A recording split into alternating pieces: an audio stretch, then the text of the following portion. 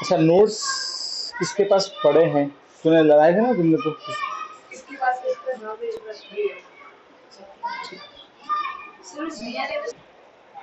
देखो अभी अपन इस चैप्टर के अंदर में chapter number 1,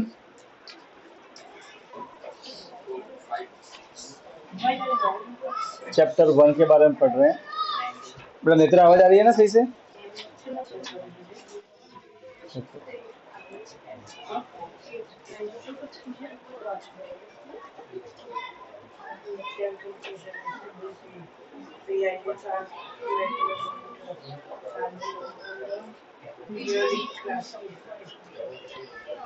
okay, chapter 1 chemical reactions and equations.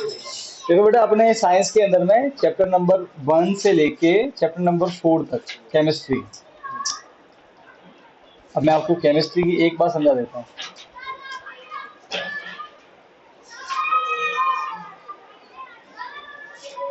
इसमें समझने लायक, देखो अब समझाने को तो मैं क्या बताऊँ यार। देखो अब अगर मैग्नीशियम और ऑक्सीजन मिलके MgO बनाते हैं, तो मैं क्या बोलूँ भाई, मैग्नीशियम ऑक्सीजन मिलके ये बनाते हैं तो ठीक है। अब याद तो ये रखना ही पड़ेगा, कोई भी रिएक्शन कैसे होती है अपने 10th में वो नहीं आता है। इसके अंदर क्या हो रहा है हमें से, हमको इतना इतना इतना पढ़ना है 10th में कि मैग्नीशियम ऑक्सीजन है, दोनों मिलेंगे तो बनेगा मैग्नीशियम ऑक्साइड। हमको आपको ये इक्वेशन याद रखनी ही पड़ेगी। वैसे बहुत से फॉर्मूले आपके आने वाले हैं, जैसे बोलते हैं केमिकल इक्वेशन, केमिकल रिएक्शन बोलते हैं। वैसे बहुत सी रिएक्शन आएगी इस 10th की केमिस्ट्री में। तो मैं आपको देखो सर कैसे याद रखें भाई, इतनी सारी कैसे याद रखें, इतनी केमिकल रिएक्शन हम कैसे याद रखेंगे?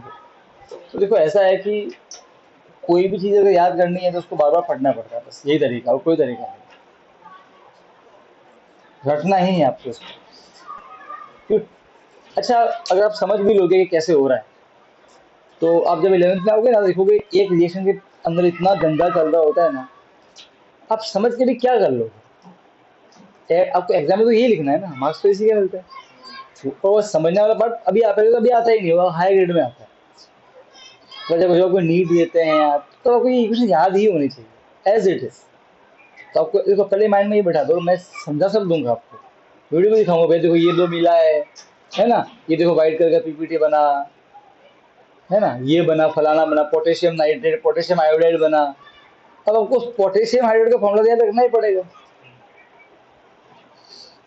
ओके, तो आप सब्जेक्ट के चैलेंज को पहले समझ जाओ।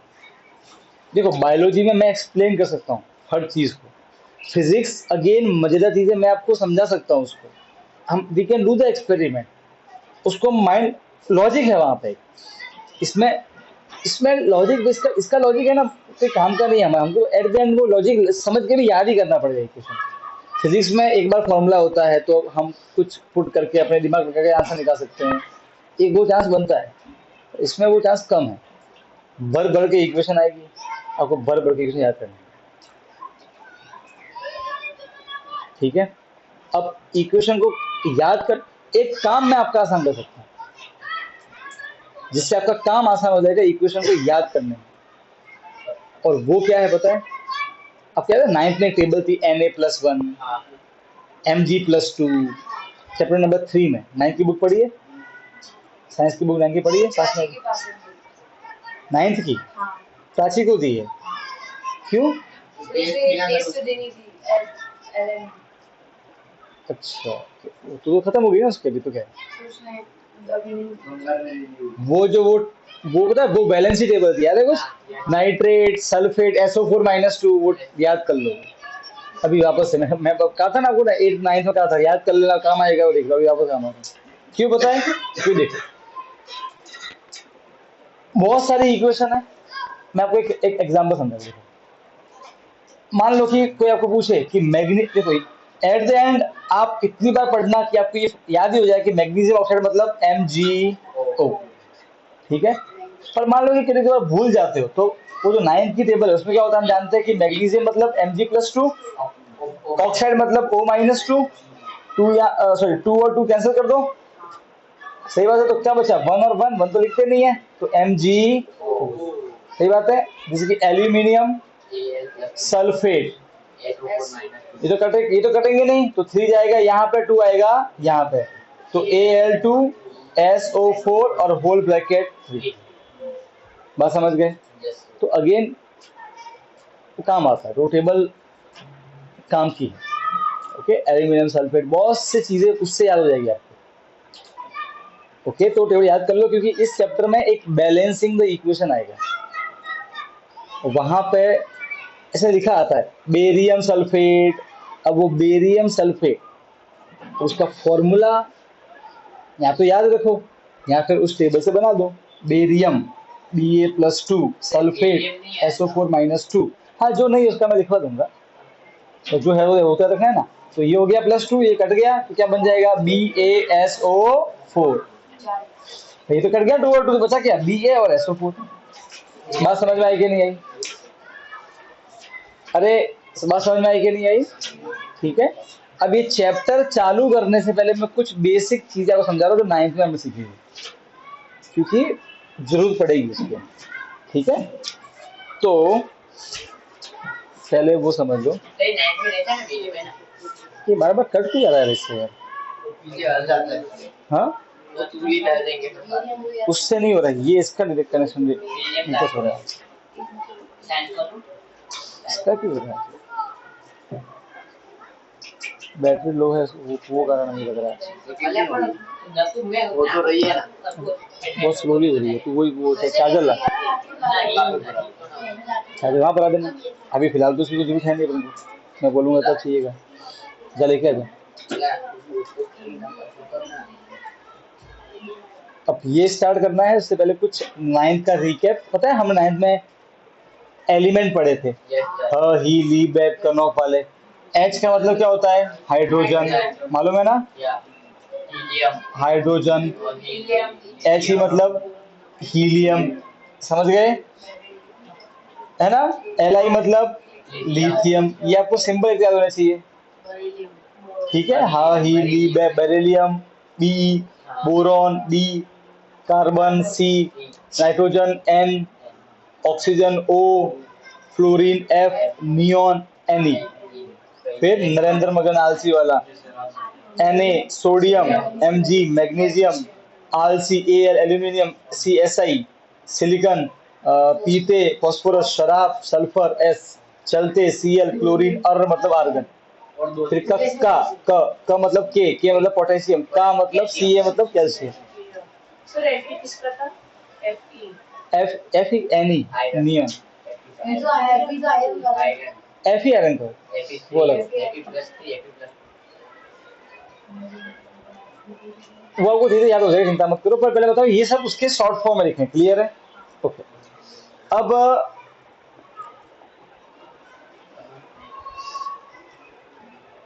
जब मैं लिखता हूं H2O, इसको बोलते हैं अपन वाटर, क्या बोलते हैं? पानी, सही है? तो पानी पानी का एक पार्टिकल, उसके अंदर में H2 का मतलब पता क्या है? इसके अंदर में कितने हाइड्रोजन की एटम है? 2, और कितने ऑक्सीजन है? 1। समझ गए? तो जो पानी का वो पानी जो पानी ऐसा दिखता है, एक तो आपको दिखेगा ऑक्सीजन और 2 दिखेंगे आपको हाइड्रोजन, ऐसे। तो एक बॉल जो होगी वो ऑक्सीजन की होगी, और 2 उसके बॉल चिपकी होगी यहाँ पे ऐसे, वो कौन सी होगी? हाइड्रोजन की होगी। मान लो कि मैं ऑक्सीजन हूँ और पूर्वज हाइड्रोजन है, तो पानी क्या हुआ? एक मैं और 2 पूर्वज में लटके हुए मेरे पाँव पे ऐसे, वो पानी H2O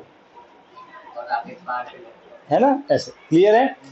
अच्छा, अब हम लिखते हैं, लेट अस सपोज करो कि मैग्नीशियम Mg सल्फेट SO4। अब इसके अंदर में कितने एटम है, कितने एलिमेंट है? एलिमेंट 3 है। मैग्नीशियम, S मतलब सल्फर, O मतलब ऑक्सीजन, समझ गए? अब कितने मैग्नीशियम है? तो एक मैग्नीशियम है। कितने सल्फर है? सल्फर के नीचे कोई नंबर नहीं, मतलब 1, तो एक सल्फर है। और ऑक्सीजन कितने हैं? 4। तो मान लो कि ये मैग्नीशियम है, ये सल्फर है और ये ऑक्सीजन है। अब ये बनाना है तो एक तो क्रूतिक चाहिए, एक ये, और 4 रौनक चाहिए, तब बनता है मैग्नीशियम सल्फेट। ठीक है, अब बनाते हैं aluminium sulphate, Al2SO4 whole thrice. अब सुनना, इसमें कितने एलिमेंट? तो एलिमेंट तो 3 है। एल्यूमिनियम Al, एस मतलब सल्फर, ओ मतलब ऑक्सीजन। अच्छा एल्यूमिनियम कितने हैं, तो 2। सल्फर कितने हैं, सल्फर 3 है, ये 1 है यहाँ पे, बाकी कितना लिखा है 3, 1 3 जा 3। ऑक्सीजन कितने हैं 12, 4 4 3 जा 12, 12 ऑक्सीजन है। तो अगर मुझे बनाना है एल्यूमिनियम सल्फेट तो 12 रौनक चाहिए, 3 रेनिस चाहिए और 2 राज चाहिए एल्यूमिनियम, तब बनेगा एल्यूमिनियम सल्फेट। समझे, कोई दिक्कत नहीं है। ये समझ में आया कि क्या कितने नंबर नंबर मालूम करना है कि नहीं आया? अरे हाँ, क्या ना, पक्का पक्का, ठीक है। अच्छा और भी सब और भी है, हाँ carbonate. So aluminium, sorry sodium carbonate Na2CO3, Na2CO3, इसमें कितने एलिमेंट है, तो 3 एलिमेंट है, सोडियम कार्बन और ऑक्सीजन। सोडियम कितने हैं 2, कार्बन कितना है 1, ऑक्सीजन कितने हैं 3। समझ गए। अच्छा अगेन इसमें लेते हैं, सोडियम हो गया, ओके, सोडियम हाइड्रोजन कार्बोनेट।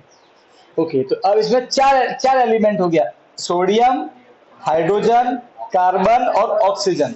कितने सोडियम है 1, हाइड्रोजन कितना है 1, कार्बन कितना है 1, ऑक्सीजन कितना है 3। समझ गए। ओके मैग्नीशियम हाइड्रोजन कार्बोनेट,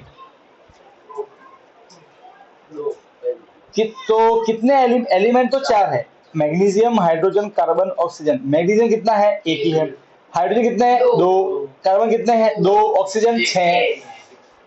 बात समझ में आ गई। तो ये नंबर एक तो मालूम करना आना चाहिए, कोई दिक्कत नहीं है। ये नंबर हमको बैलेंसिंग में हेल्प करता है, बैलेंसिंग क्या होती है वो भी समझाऊंगा। ये क्लियर हो गया। अच्छा वो 9 वाली टेबल जाके याद कर लो, बेनिफिट रहेगा, बहुत बेनिफिट रहेगा, ठीक है। कोई नहीं, मैं ग्रुप में फोटो भेज दूंगा, ठीक है। बुक नहीं पढ़ी तो मैं फोटो भेज दूंगा, कुछ नहीं करना है, उसका टेबल वो बना के वो लिख दो। सबसे मस्त क्या बताऊं, ऑटोमेटिक हो जाएगा, बस फॉलो, थोड़ा दिन फॉलो करना पड़ेगा। मैं ये मैंने 9th में बोला था, मैं अभी बोल रहा हूँ, सब लिख दो।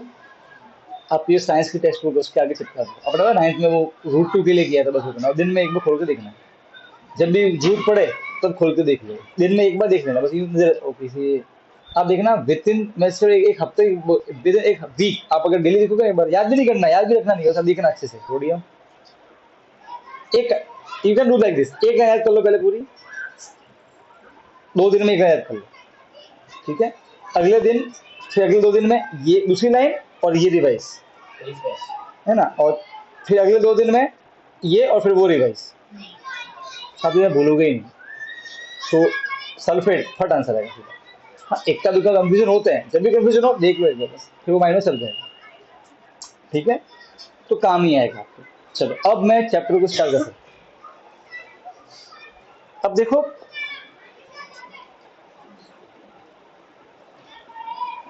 नेत्रा बेटा, ये समझ में आया ना आपको, ये समझाया है जो मैंने, ठीक, फोन कर दिया।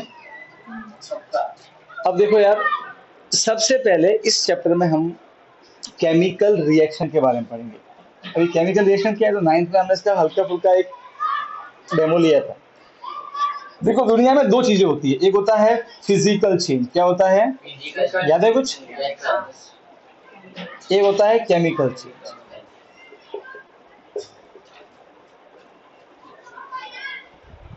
व्हाट इज फिजिकल चेंज, ऐसा कोई भी चेंज जिसमें बदलाव तो आया है पर कोई नई चीज नहीं बनी है। मेरे पास में एक पेपर है इतना बड़ा, ठीक है, ये पेपर है, साइज ये है। अब मैंने कुछ चेंज आया ना इसमें, साइज में चेंज आ गया, चेंज आया, पर क्या पेपर कभी बना क्या, पेपर पेपर ही है, प्रॉपर्टी चेंज, कोई नई चीज नहीं बनी है। ओके ये पेपर है, मैं इसको फाड़ दूंगा तो कुछ चेंज तो आया है ना, कुछ चेंज आया, पर क्या पेपर कुछ बन गया क्या, अभी पेपर ही है। ऐसा कोई भी चेंज जिसमें कोई नई चीज नहीं बनती है। पानी को मैंने पिघला, पानी को मैंने गर्म करके भाप बनाया, कुछ नया थोड़ी बनाया, पानी ही है अभी भी भाप के रूप में। मैंने पानी को ठंडा करके बर्फ बनाया, हाँ चेंज आया लिक्विड से सॉलिड, पर अभी है तो H2O ही। यस और नो। अभी भी एक मैं हूं और दो पूर्वराज है अंदर, भले वो बर्फ में हो कि पानी में हो कि भाप में हो। अरे भाई बात समझ में आ रही है? सही है। ऐसा कोई भी चेंज जिसमें कोई न्यू चेंज चेंज होता है, चेंज जरूर आता है, पर कोई नई चीज नहीं बनती है। नो न्यू सब्सटेंस फॉर्म, कोई नया चीज नहीं बनता है। इसका एग्जांपल क्या है? Tearing of paper, changing of state, solid to liquid, liquid to gas, ये चीज वही है। समझ गए? ओके। और भी एग्जांपल हो सकते हैं ना। मैंने मेरे शर्ट को फोल्ड करके फोल्ड किया, चेंज आया ना। पहले तो फैला हुआ था, अब छोटा हो गया, चेंज आया। साइज में चेंज आया, उसका शेप बदल गया अभी। सही है। क्या फोल्ड करने से वो पैंट बन गया क्या? है तो शर्ट ही, मटेरियल तो वही है उसका। तो कोई नया चीज नहीं बना है, वो होता है फिजिकल से। एक तो हमारे चारों तरफ दो तरीके के बदलाव आपको दिखेंगे। एक ऐसा बदलाव जिसमें कुछ नया नहीं बनेगा। ये पर्दा है, अभी देखो ऐसा दिख रहा है, अब मैं फैला दूंगा हर तो चेंज आया। तो वो पर्दा पर्दा ही है, प्रॉपर्टीज की सेम रहेगी, अभी भी कोई चेंज नहीं आया। खिड़की भी ऐसे है, मैं ये बंद कर दूंगा तो चेंज आया, पर अभी खिड़की खिड़की ही रहेगी फिर भी। तो एक चेंज तो ये आता है, पर ऐसे बहुत से चेंज है हमारे चारों तरफ जो डेली होते हैं। उसमें कुछ हमेशा कुछ ना कुछ नया बनता है। ठीक है। एग्जाम्पल के लिए, आप घर पे अगर दही बनाते हो, कैसे बनाते हो? दूध के अंदर क्या मिक्स करते हो? छाछ, बटर मिल्क। अरे हाँ क्या ना, सही बात है। अब तो क्या बनता है? कर्ड, दही बनता है। सही बात है। मुझे बात बताओ, मैं दूध हूं और ये छाछ है। मुझसे क्या बनता है? चाय बनती है। ठीक है। बच्चे अपने सुबह सुबह पीते हैं छाछ। टेस्टी ऑब्वियसली, घर में हो तो पूछो मत, छाछ वाला की छाछ तो मजा आ जाता है। सही, मसाला छाछ हो। इसका काम बिल्कुल अलग, स्वाद में खट्टा। ठीक है, काम बिल्कुल अलग, मेरा काम अलग। हम दोनों को मिक्स किया, मैं और रौनक मिक्स हो गए। अब क्या कहलाएंगे? दही। अभी भी अंदर मैं हूं, पर क्या कर्ड से चाय बनती है क्या? Property change. अभी भी अंदर हम दोनों ही हैं, हम दोनों अंदर मौजूद है। पर जब दोनों अलग अलग थे ना, तो दोनों ऐसे इट्स लाइक दिस कि व्हाट इज केमिकल से, मैं इसको ऐसे इमेजिन करता हूँ। देखो कि जब मैं अकेला हूँ तो एकदम मैं बदमाश हूँ, बागड़ बिल्ला टाइप। रौनक अकेला है तो एकदम बागड़ बिल्ला टाइप है। इसका अलग है ना, इसको खूब भाता है ढोकड़ा फाफड़ा, वो आता है। मुझे खूब भाता है रोटा टक्कड़, वो सब आता है ना, भाता खाना। ठीक है। तो जब दोनों हम दोनों जब मिक्स हो गए तो हम बन गए पूर्वराज। अब दोनों को पिज्जा पा रहा है। और जब मैं मिक्स है ना, कोई पूछे ना क्या खाओगे, ये पिज्जा, क्या टुक्कड़, ये क्या होता है? सब कुछ चेंज, वक्त बदल गया, जज्बात बदल गया, सब बदल गया। आप समझ रहे हो? कुछ नया ही बन जाता है। देखो सबसे ज्यादा अजीब चीज क्या लगती है मुझे, कि यार अभी भी अंदर तो वही चीज है ना, मैं ही तो हूं और यही तो है, पर प्रॉपर्टी चेंज, सब कुछ बदल गया, कुछ मैच नहीं करता है। तो ऐसा चेंज जिसमें कुछ नया बने, और वो जो नया बने उसकी कोई भी प्रॉपर्टी पिछले वालों से मैच नहीं करेगी। अब वो अलग ही है बस। उस चेंज को बोलते हैं केमिकल चेंज। एग्जाम्पल के लिए, दूध जब बहुत देर तक बाहर रखते हो फ्रिज के अंदर तो खराब हो जाता है, फिर वो पीने लायक बचता है? वो नहीं, वो केमिकल चेंज है और कुछ नया बन गया है। वो उससे चाय नहीं बनेगी अभी। वो जिस अभी है अंदर वही चीज जो दूध के अंदर थी, वही नाइट्रोजन, उतना ही नाइट्रोजन होगा, उतना ही सोडियम होगा, उतना ही फलाना होगा। वो नंबर ऑफ एटम सेम है अभी भी अंदर। आपको पता है मैं 9 में समझाया था कितने ऑक्सीजन है हमको जीवन प्राण देते हैं? कितने ऑक्सीजन है? 3। मर जाओगे सूंघोगे तो। सिर्फ ऑक्सीजन का, एक ऑक्सीजन को मतलब 2 देवांगी है तो हमको जीवन दान दे रही है, और 3 देवांगी है तो यमराज बन के आई है, काट डाल रही है सबको, सिर्फ एक देवांगी एक्स्ट्रा होने से। दुनिया बहुत विचित्र है, कितना अजीब है कि नहीं है? एक एटम ही तो जोड़ा है एक्स्ट्रा, मतलब पूरा जज्बात ही बदल जाते हैं एकदम से, खटाक करके खटाक, क्यों हो जाता है, टर्न हो जाता है, प्रॉपर्टी चेंज हो जाती है। ओके। सो मतलब देखो ऐसा होता है कि अब सर O4 हो जाए तो आई डोंट नो होता कि नहीं होता है, पर वो अलग ही होगा सर। O3 ओ मतलब कि O6 हो जाए तो से होता तो नहीं O6, पर इमेजिन करो कोई जबरदस्ती बना भी दे कैसे करके, उसकी प्रॉपर्टी बिल्कुल अलग होगी इससे हुआ क्या, एक्सरसाइज तो लाया हमने, पर अलग है वो। ये है केमिस्ट्री। तो ऐसा कोई भी चेंज जिसमें कुछ नया बने और जो नया बने उसकी प्रॉपर्टी बिल्कुल मैच नहीं करेगी किससे, पुराने वाले से। एग्जांपल के लिए आपने आटा लिया, उसको लोट बना के गेहूं अब सेक के रोटी बना दी, अब वो रोटी के कोई प्रॉपर्टी मैच नहीं करती आटे से, वापस से आटा बनेगा ही नहीं उससे। मैथ में बन सकता है, साइंस में नहीं बनता है। पर वो अलग ये सब, पर जो O3 है वो प्रॉपर्टी, उसकी प्रॉपर्टी तो अलग ही है ना O2 से। तो नहीं O4 को दो, पर O4 की प्रॉपर्टी तो अलग ही है ना उससे। मैं O4 की बात कर रहा हूँ, है तो वही ना। मैं ये समझा रहा हूँ कि O जो है, जब 2 है तो जीवन दान दे रहे हैं, जब 3 है तो आपको मार रहे हैं, वो समझने की बात है। तो ऐसा कोई भी चेंज जिसमें कुछ नया बने, क्या बने, तो उसे बोलते हैं केमिकल चेंज। ठीक है, और जो नया चीज बनेगा, एक न्यू सब्सटेंस बनेगा, वो न्यू सब्सटेंस की प्रॉपर्टी बिल्कुल मैच नहीं, the new substance will be completely different from the older substance. तो केमिकल चेंज में जो ओल्ड वाले होते हैं उसे हम बोलते हैं रिएक्टेंट। क्या बोलते हैं? और जो नया बना था बोलते हैं प्रोडक्ट। क्या बोलते हैं? और अब से हम केमिकल चेंज नहीं बोलेंगे, अब से हम केमिकल रिएक्शन बोलेंगे। सो chemical change is nothing but chemical reaction. तो हम क्या बोलेंगे, इन दोनों में एक केमिकल रिएक्शन हुई। तो मिल्क और बटर मिल्क में एक केमिकल रिएक्शन हुई, उस केमिकल रिएक्शन में एक नया प्रोडक्ट बना जिसका नाम है कर्ड, दही, ऐसे बोलेंगे। और इसको ये समझ आई कि नहीं आई? अरे हाँ क्या ना, ठीक है। So what is chemical reaction? Chemical reaction is the chemical change in which one or more than one substance react to form a new product or new substance. कोई दिक्कत नहीं है, ये उसकी डेफिनेशन होगी, आपको नोट्स में मिल जाएगा। क्लियर? अब सर केमिकल रिएक्शन जब होती है तो क्या क्या होता है, तो देखो डिपेंड, कभी कभी केमिकल रिएक्शन होता क्या होता है, दो चीज रिएक्शन करेगी ना तो क्या होगा, कभी गैस निकलेगी, कभी दो चीज रिएक्शन करेगी तो कलर चेंज हो जाएगा उसका, कभी दो चीज रिएक्शन करोगे ना तो जब वो दो लोगे ना तो वो एकदम ठंडे, और जैसे मिक्स करोगे बमा बम फूट के हो जाएंगे, एकदम गर्म हो जाएगा। तो कुछ केमिकल रिएक्शन में कलर चेंज हो जाता है, कुछ केमिकल रिएक्शन में टेम्परेचर चेंज हो जाता है, कम हो जाता है, बढ़ भी जाता है। बात समझ आ रही है? किसी केमिकल रिएक्शन में गैस निकलती है, किसी केमिकल रिएक्शन में पीपीटी बनता है, प्रेसिपिटेशन। What is precipitation? आप आपने दो, मैं को बताऊंगा। पीपीटी उस चीज को बोलते हैं जो पानी के अंदर सॉल्यूबल नहीं होता है।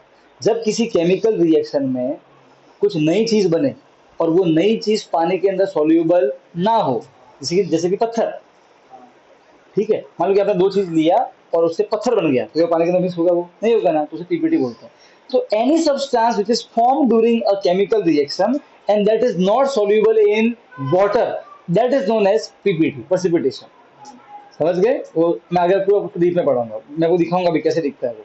तो वो जब बनेगा ना तो वो सीधा नीचे आके बैठ जाएगा पत्थर की तरह। तो किसी केमिकल रिएक्शन में पीपीटी बनता है, किसी में कलर चेंज होता है, किसी में टेम्परेचर चेंज होता है, किसी में गैस निकलती है। ठीक है, ऐसे ही अलग अलग चीजें हो सकती है किसी भी केमिकल रिएक्शन के दौरान में। ओके, उसको पढ़ेंगे हम कि भाई क्या क्या हो सकता है केमिकल रिएक्शन दौरान में। एवोल्यूशन ऑफ गैस है, changing colour, changing temperature, change in state, हाँ ये भी पॉसिबल है। किसी केमिकल रिएक्शन में स्टेट चेंज हो जाता है, मतलब मैंने दो लिक्विड लिए तो दोनों की अवस्था कौन सी है, अभी लिक्विड मिक्स किया तो गैस निकल गई है, अब वो गैस फॉर्म में कन्वर्ट हो गया, उसका स्टेट ऑटोमेटिक चेंज हो गया। ऐसा होता है, बहुत बहुत बहुत जगह होगा ऐसा। बात समझ में आ रही है? यस और नो? Yes sir. क्लियर है? तो इतनी चीज, एक केमिकल रिएक्शन में क्या क्या चीजें पॉसिबल है, या तो उस केमिकल रिएक्शन में क्या बनेगा, मैं सबका एग्जांपल दिखाऊंगा आपको, ठीक है। या तो उस केमिकल रिएक्शन में, so how many things are possible during a chemical reaction, क्या क्या होता है केमिकल रिएक्शन में। मैं ये नहीं कहता कि हर बार यही होगा, किसी में पीपीटी बनेगा तो शायद किसी में शायद गैस निकले कोई, तो शायद किसी में टेम्परेचर गर्म हो जाए, ओके, ऐसा भी हो सकता है।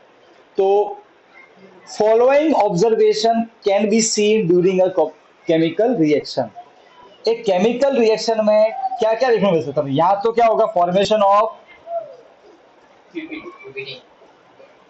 पीपीटी बोलते हैं प्रेसिपिटेट, क्या बोलते हैं? ये सब डीप में पढ़ा अभी से सुनो। या फिर क्या होगा उसमें, सबके मैं वीडियो भी दिखाऊंगा आपको। इवोल्यूशन ऑफ, या तो गैस निकलेगी, इवोल्यूशन ऑफ, या तो गैस निकलेगी उसमें से, ठीक है। या फिर होगा change in temperature, change in colour भी हो सकता है, चेंज इन,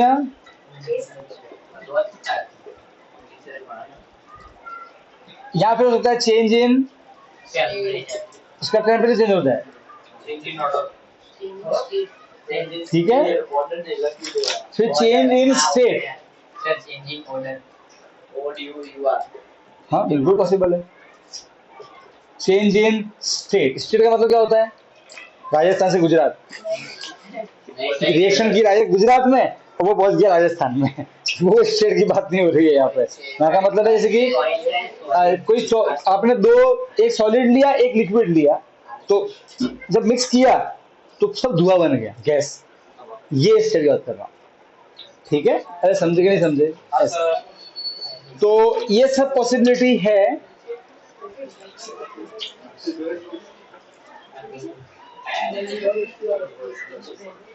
इसका मैं सबसे बढ़िया बताऊं एग्जांपल, चेंज इन स्टेट का। आप मोमबत्ती जलाते हो, मोमबत्ती, जब आप मोमबत्ती जलाते हो, वैक्स है, वो वैक्स है।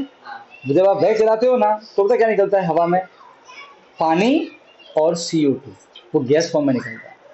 वैक्स सॉलिड फॉर्म में होता है, यस और नो? तो आपने सॉलिड की केमिकल रिएक्शन करवाई, अब निकल क्या रहा है? गैस। स्टेट चेंज हो गया उसका। आप जब दिया जलाते हो घर पे, तो क्या पानी निकलता है उसकी आग में से बाहर? गैसें तो निकलती है, तो वो पानी के, वो दिया किससे जलता है? लिक्विड से। अरे हाँ के ना, तो वहाँ पे लिक्विड क्या बन रहा है? गैस। वो केमिकल रिएक्शन है। आप चाह के भी धुएं से वापस से वो घी नहीं ला सकते, नया बन गया ना। क्या वो धुएं से क्या घर की रोटी चिपड़ोगे? आपने घी का दिया, घी से दिया जलाया है और धुआं निकल रहा है, और धुएं के वजह से चिपड़ोगे रोटी ऐसे, चलो खाओ भाई? नहीं, वो नया बन चुका है, उसकी प्रॉपर्टी चेंज। पर उस धुएं के अंदर वो सब कुछ है जो ये उसके अंदर है, उस घी के अंदर है। हेलो समझ गए कहने का अर्थ? अब मैं एक एक करके आता हूं इन चीजों की तरफ। मुझे बुक देना।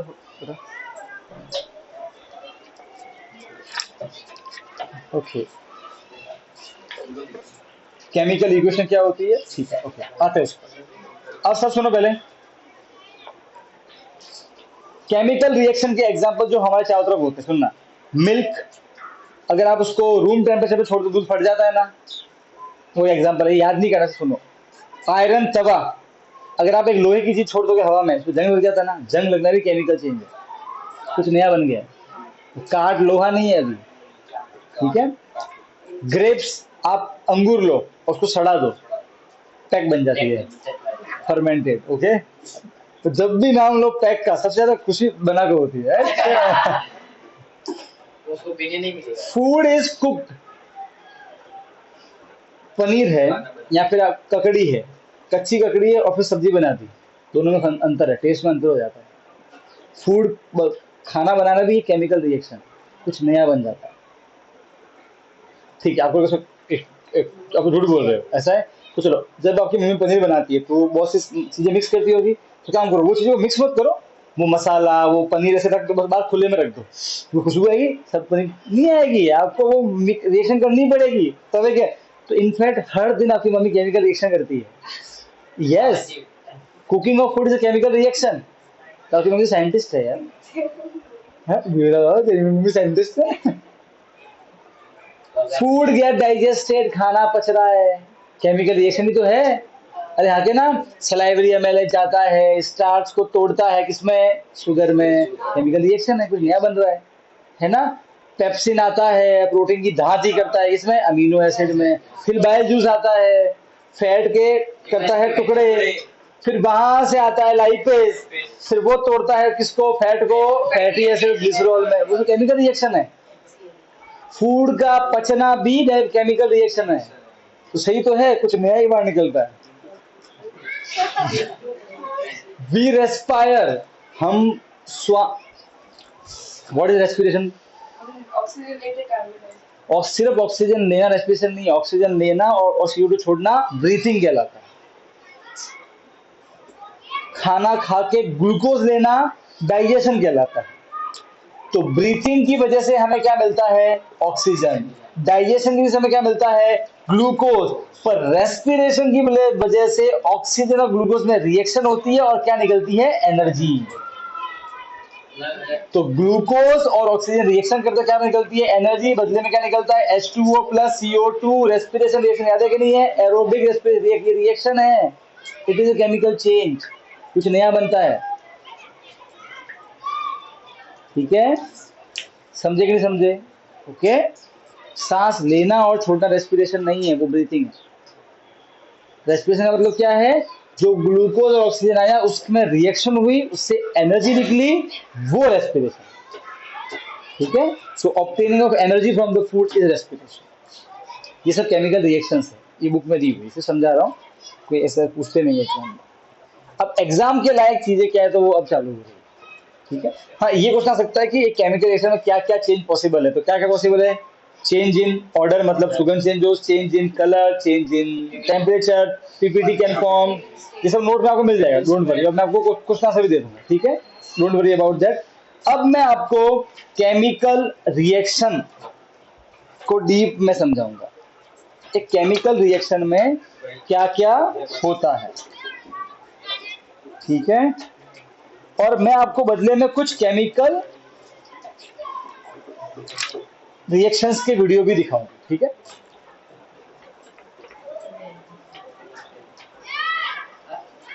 अब सुनो, एक केमिकल रिएक्शन मैं आपको दिखाऊंगा अभी एक वीडियो पे, अभी नहीं है, मतलब इसके समझाने के बाद में। उस केमिकल रिएक्शन में पता क्या होगा? ये बेटा शॉर्ट फॉर्म में रिएक्शन था, उसमें हम लेंगे मैग्नीशियम। क्या लेंगे? मैग्नीशियम लेंगे। मैग्नीशियम लेंगे और उसको हवा में जलाएंगे। जब हम उसको जलाते हैं ना तो वो करता है रिएक्शन ऑक्सीजन से। किससे करता है रिएक्शन? ऑक्सीजन। तो मैग्नीशियम और ऑक्सीजन का रिएक्शन हुआ और फिर कुछ नया बनेगा, उसका नाम है मैग्नीशियम, मैग्नीशियम ऑक्साइड। कोई दिक्कत नहीं है। तो एक केमिकल रिएक्शन को हम ऐसे लिखते हैं, ये है उसकी वर्ड इक्वेशन। क्या है उसकी? कि शब्दों में लिख दो ऐसे।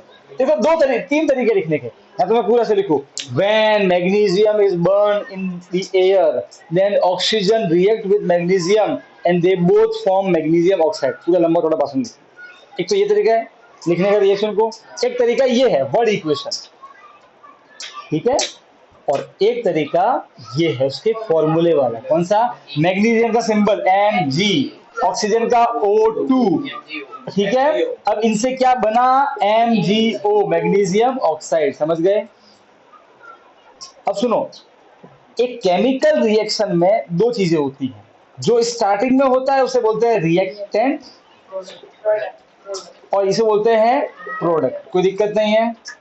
और देखो बीच में इक्वल टू नहीं है, एरो है बेटा। ये देखो पता है, जब मैं लिखता हूँ 2 इक्वल टू 2, इसका मतलब क्या है? जो इधर है वो इसके बराबर है, दोनों की प्रॉपर्टी मैच करती है। पर बेटा केमिकल रिएक्शन में जो नया बनता है क्या वो इनसे मैच करता है क्या? नहीं। तो ये एरो क्या दिखाता है कि ये दोनों, भानु सर और रौनक, दोनों क्या बन गए? रेनिश।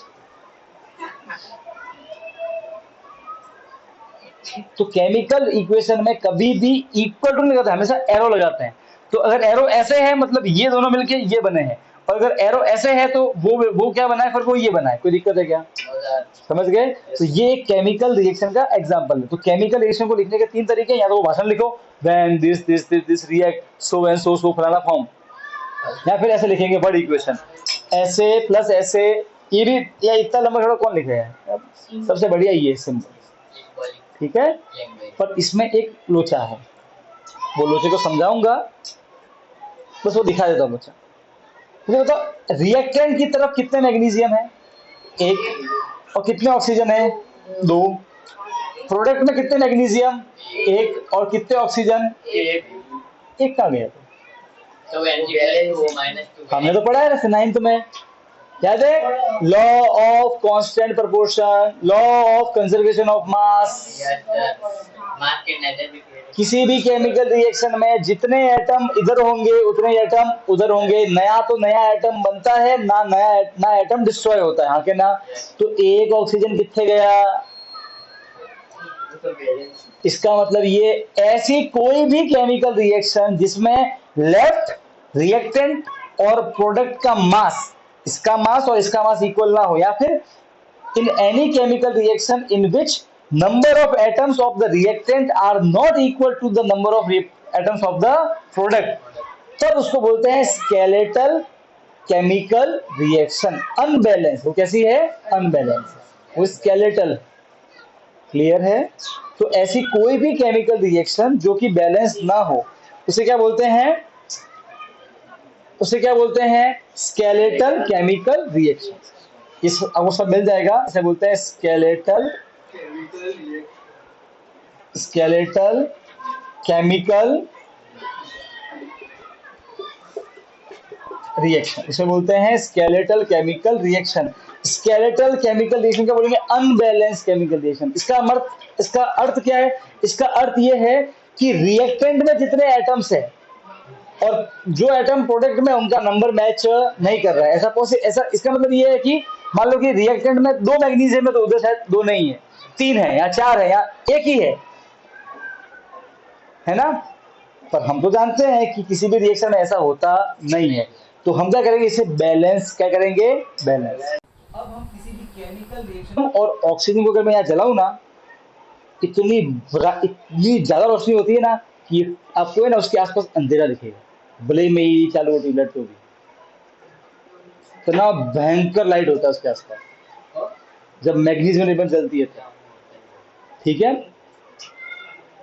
जब पोटेशियम आयोडाइड और लेड नाइट्रेट मिलता है, जैसे ही होता है ना मिक्स, एकदम से येलो हो जाता है एकदम। वो तो रिएक्शन मुझे मस्त दिखने में मस्त लगती है ना यार। कैसे लेड नाइट्रेट और पोटेशियम आयोडाइड जब मिलता है ना, तब एक बहुत ही बढ़िया चीज बनती है। तो ऐसी बहुत सारी केमिकल रिएक्शन है, मैं आपको दिखाता हूँ। ठीक है, और जब जिंक और एक मिलता है हाइड्रोक्लोरिक एसिड, तब निकलती है हाइड्रोजन गैस। और हाइड्रोजन गैस की खासियत क्या है, जब उस पर आग लगाओगे ना ऐसे आ जाएगी। So hydrogen gas Burns with pop sound. एकमात्र ऐसी गैस है जिसके जलने पे ऐसे पॉप आ जाएगी, पॉप पॉप पॉप ऐसे आ जाएगी। So hydrogen gas Burns with pop sound. आपको मैं पूछूं कि भाई इस रूम में जो गैस है जो आपने छोड़ी है उसकी बात नहीं कर रहा हूँ, छोड़ना मतलब भाई। नहीं हाँ, तो सुनो, आपको चेक करना है कि ये दी हुई गैस हाइड्रोजन है कि नहीं है। आप उसको जलाओ, उसमें आग लगाओ, अगर आपको पॉप साउंड की आवाज आए, कैसी साउंड मैं वो सुनाऊंगा अभी स्पीकर पे, तो वो हाइड्रोजन है वरना हाइड्रोजन नहीं है। यह हाइड्रोजन टेस्ट करने का तरीका होता है। हाँ, थोड़ी भी हाँ, गैस बोल दी गई मैं हाइड्रोजन हूँ, टाटा के बता दिया आपको। आपको चेक करना है कि कोई भी गैस CO2 है तो कुछ मत करो, उसको फेंको किसमें, लाइम वाटर में, वो क्या बन जाएगा, मिल्की। पता है हमने पढ़ा था वो एक्सपेरिमेंट, चैप्टर 6 में पढ़ा था, चैप्टर 5 में sorry. Carbon dioxide turns lime water milky. तो अगर सिर्फ एकमात्र ऐसी चीज है दुनिया में जो लाइम वाटर क्या बना सकती है, मिल्की, वो CO2 है। तो अगर लाइम वाटर मिल्की बन रहा है मतलब CO2 कहीं ना कहीं से आ रहा है। अरे यस और नो, बात समझ में आई कि नहीं आई? अरे हाँ क्या ना, हाँ समझ गए है ना। तो उनको प्रूव करना है कि कोई भी है ना, किसी को प्रूव करना है। जैसे सपोज करो कि कोई भी इंसान, भाई इमेजिन करो कि भाई ऋषभ है कि नहीं, कैसे प्रूव करोगे इसको? हंसता रहता है नहीं, हंसता रहता है, पागलपंती करता रहता है ना। फिर डेली मार्क्स, डेली डांट तो पक्की है बानू सर से, मम्मी से, है ना। तो ये लक्ष्य, तो ऐसे वो लक्षण देखिए पहचानोगे ना। अरे यस और नो, भाई मान लो कल उठ के ये प्लास्टिक सर्जरी करके आ जाए ना, ये परी बन के आ जाए। अब भाई तू गोवा वाले कपड़े पहन के आ सकता है, तो वो भी कर सकता है, सब पॉसिबल है भाई। वो नहीं, मेरी सिर्फ बोला है, एवरीथिंग इज पॉसिबल है कि नहीं है। परी हूँ मैं ऐसे उठ के यार, हाथ में वो तारे वाला। तो कहने का अर्थ क्या है, तो कैसे मालूम करोगे वही वो ऋषभ ही है, उसकी हरकतों से, है ना। सही है ना। तो ऐसे ही आपको मालूम करना है कि कोई चीज CO2 है, कैसे मालूम करोगे? आप उसको पास, उस गैस को पास करोगे लाइम वाटर से, 10 घंटे तक पास किया, अभी मिल्की बना ही नहीं, बट CO2 नहीं पास किया, CO2 मिल्की हो गया तो CO2, ठीक है। तो अब अपन वो देखेंगे वीडियोस। सो अभी आया, एक मिनट ऊपर है, वो पहले फोन ला। चलिए ये जैसे हम दे वो रॉन्ग होगा ना। हाँ बिल्कुल, तो वो कैसे करते हैं वो सिखाऊंगा ना अभी। नहीं तो वो रॉन्ग होगा। हाँ तो वो लॉ तो सही है, इसका मतलब हमने ये गलत लिखा है अभी, सही। हाँ अब बेटा तो खिसक जाओ, आप ऐसे बैठो सही से। तो मूवी चालू होती है यार। यस KGF करो। भेड़िया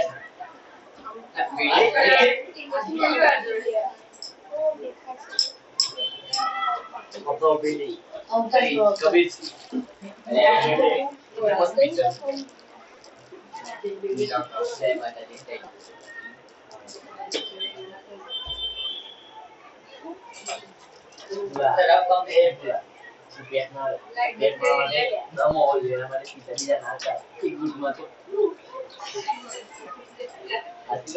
सबसे पहले मैं आपको मैग्नीशियम की दिखाऊंगा केमिकल रिएक्शन।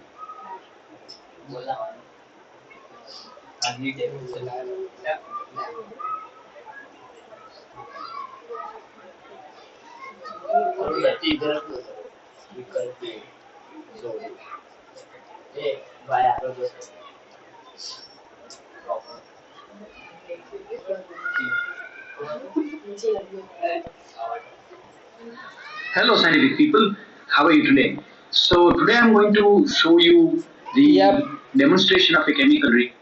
अभी आपको जो यहाँ पे जस्ट लुक एट दिस, ये दिख रही है ये चीज, ये मैग्नीशियम रिबन है।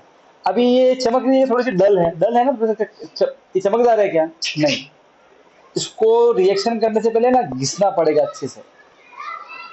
तो क्यों रिबन को घिसना पड़ता है, इसका भी कारण है, तो समझाऊंगा बाद में भी, ठीक है। अभी तो पहले इसको लेंगे, ये बर्नर है, ये आग जल रही है, इसको जलाएंगे और फिर आप रिएक्शन देखना। देखो अभी आप देखो इस वीडियो में आपको चारों तरफ कितना दिख रहा है, उजाला दिख रहा है।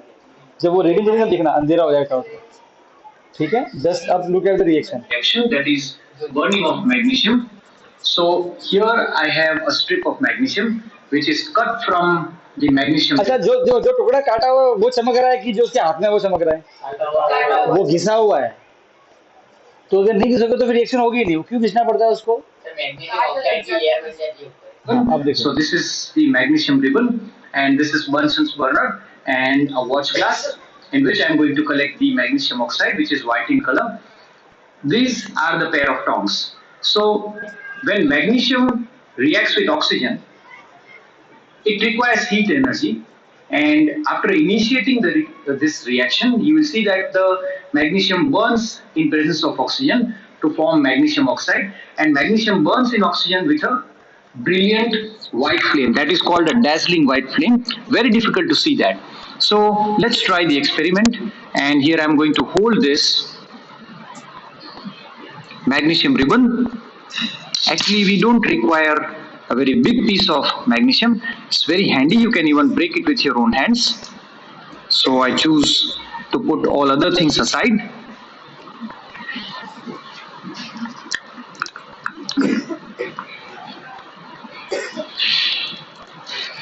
As you can see that magnesium burns with a dazzling white flame.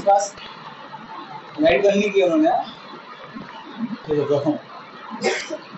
Now, as the reaction is completed, you can see that अब देखो व्हाइट कलर का राख बन गया है। अब एग्जाम में क्वेश्चन आता है, a substance when burned form a white color ash, identify that substance। आपको कलर भी ध्यान रखना है, ये चैलेंज है केमिस्ट्री का। इस बार भी क्वेश्चन आया था कलर का, ठीक है। ये दिख रहा है व्हाइट, हर रिएक्शन में कभी पीला कलर होगा, कभी व्हाइट होगा, याद याद हो जाएगा, ठीक है। क्लियर है? देख ली रिएक्शन, ओके। ये है मैग्नीशियम की रिएक्शन। इस केस में रिएक्शन हुई, ये मालूम कैसे पड़ा? एक तो धुआं निकला था और एक बहुत लाइट उठ गई, राइट है? अरे यस और नो? गर्मी टेम्परेचर चेंज हुआ। अरे यहाँ के ना गर्मी, इतनी गर्मी निकली कि आसपास का अंधेरा हो गया, इतनी लाइट निकली, रोशनी निकली, ठीक है। ठीक, अब नेक्स्ट क्वेश्चन दिखाता हूं आपको मैं। लेड नाइट्रेट का, ओके आप देखना, देखो ऐसा होगा। हाँ देखो ऐसी रिएक्शन होगी, मैं वीडियो में दिखाऊंगा। ये दिख रहा है, ये फर्स्ट वाला दिख रहा है, ये देखो ये फर्स्ट वाला जो है ये लेड नाइट्रेट है, ये पोटेशियम आयोडाइड है। जैसे ही मिक्स होगे तो तुरंत येलो कलर का लिक्विड बन जाएगा। अब देख रहे हैं, ये लेड नाइट्रेट है, दोनों ही पानी जैसे दिखते हैं। तो lead nitrate and potassium iodide mix करोगे तो एक नया चीज बनेगा। तो मतलब केमिकल रिएक्शन हुई। अब केमिकल रिएक्शन होती है कैसे मालूम पड़ता है? या तो कलर चेंज होगा, कुछ भी होगा, है ना। तो इस केस में क्या होता है, कलर चेंज हो जाता है, सीधा येलो कलर बन जाता है। अब इसका मतलब ये नहीं कि हर बार कलर चेंज होगा, ऐसा कोई जरूरी नहीं है। किसी में कलर चेंज होता है, किसी में टेम्परेचर चेंज होता है। जैसे कि जो इससे पहले वाली रिएक्शन थी उसमें कलर भी चेंज हुआ था, येलो हुआ था, और गैस भी निकली थी, और टेम्परेचर भी निकला था। उसमें तीनों चीजें एक साथ में आ गई थी। ठीक है, इतना क्लियर है? अरे हाँ क्या ना? ठीक है? Okay. तो अब रिएक्शन देख लो आप इसकी, कहाँ गया, ये रहा reaction.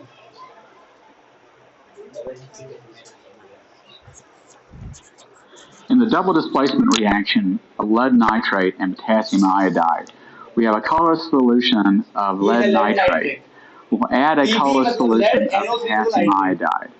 As potassium iodide reacts with the lead nitrate, we get the formation of a bright yellow solid, which is lead iodide. पानी में मिक्स किया दुनिया में जीरा Right. Action. ये पानी नहीं है, हर पीली चीज सोना नहीं होती है। तो ये पानी नहीं है, ये लेड नाइट्रेट है, जो दिख रहा है लिक्विड जैसा, लिक्विड वाटर जैसा।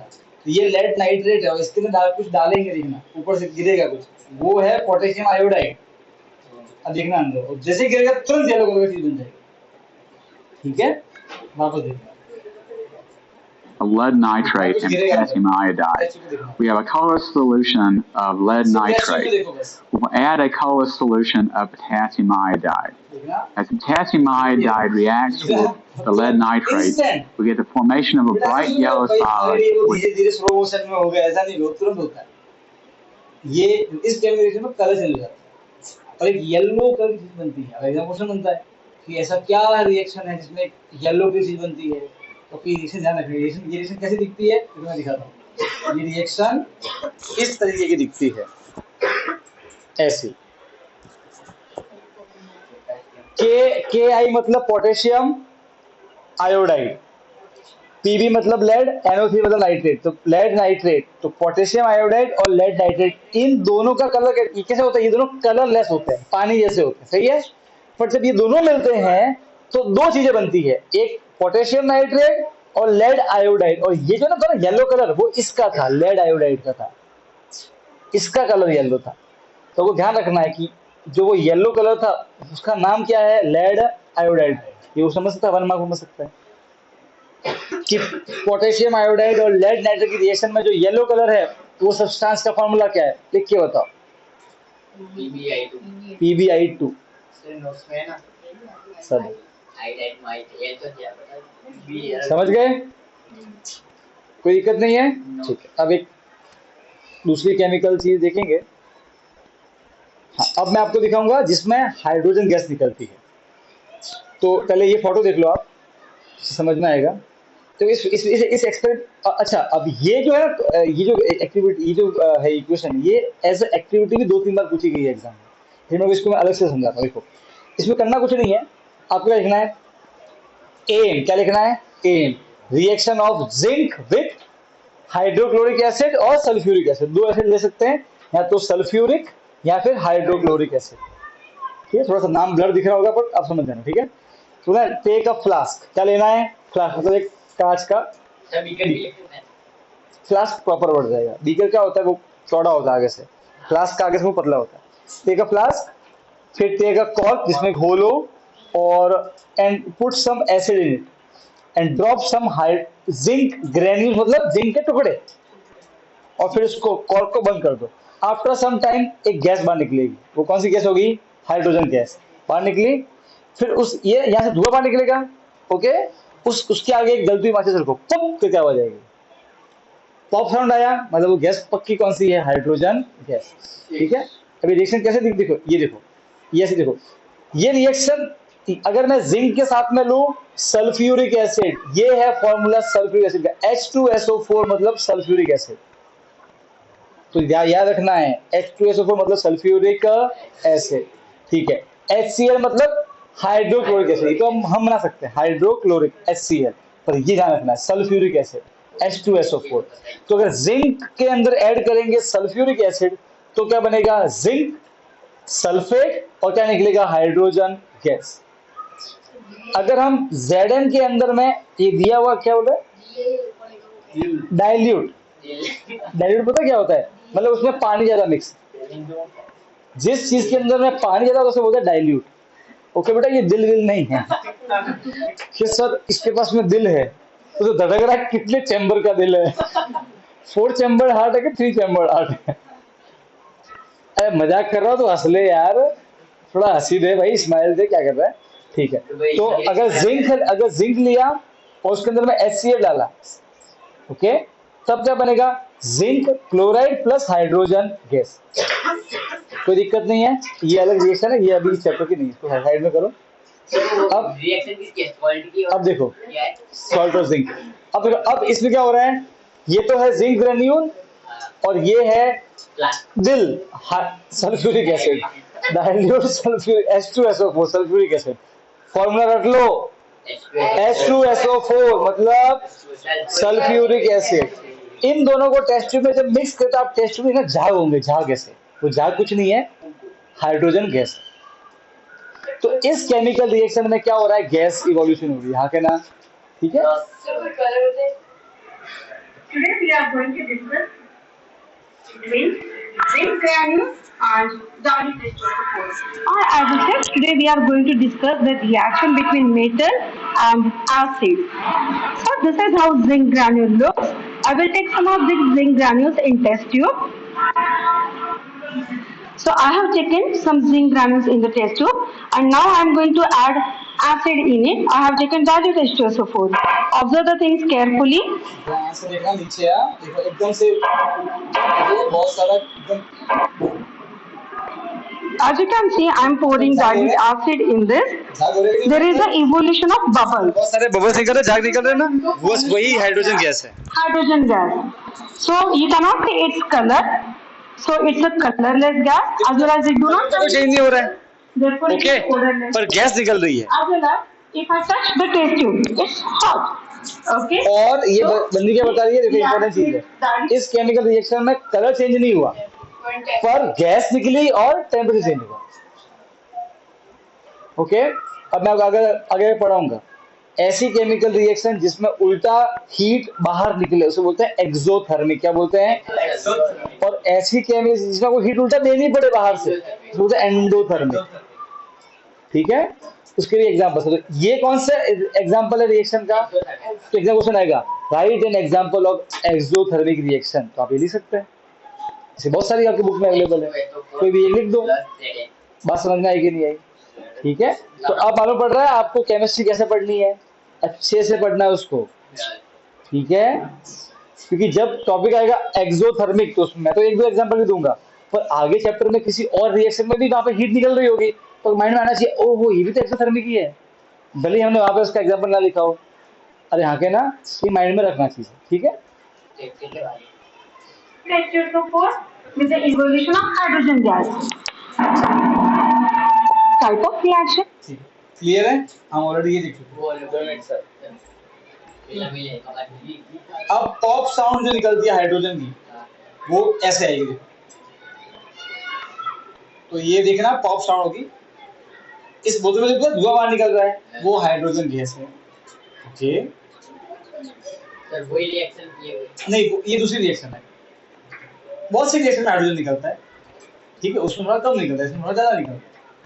आप देखना ये जैसे ही जलता हुआ कुछ पास में आएगा ना, पुप करके आवाज आएगी। ठीक है, कोई भी चीज जलती हुई चीज, फायर, अगरबत्ती हो सकता है। हाइड्रोजन गैस की पॉपिंग साउंड का मजा जो बॉटल में है वो बीकर और फ्लास्क में बिल्कुल भी नहीं।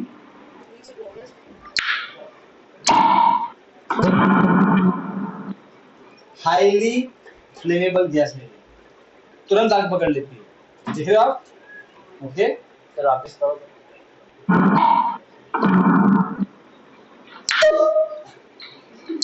अरे वो कैसे हो जाती है? Awesome, है ना? ठीक है, ये पॉप साउंड है।